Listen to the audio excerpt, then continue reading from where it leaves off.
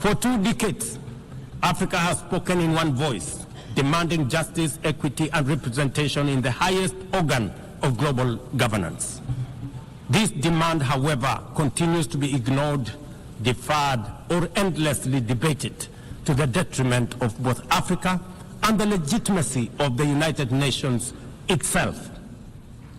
You cannot claim to be the United Nations while disregarding the voice of 54 nations.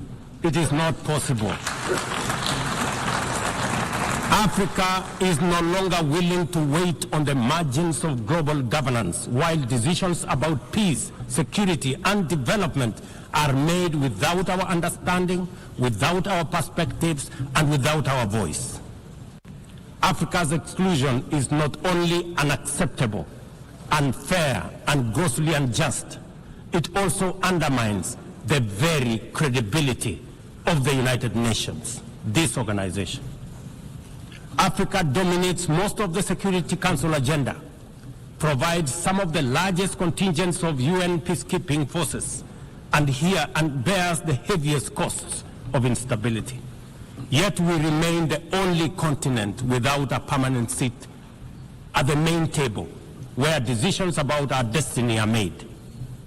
Africa deserves, ladies and gentlemen, at the very least, 2 permanent seats with full rights, including the right to veto, and 2 additional non-permanent seats on the United Nations Security Council. The world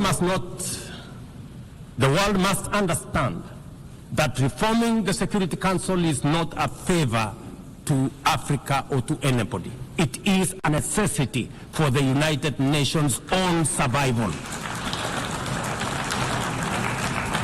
If the United Nations is to remain relevant in this century, it must reflect today's realities, not the post-war power arrangements of 1945.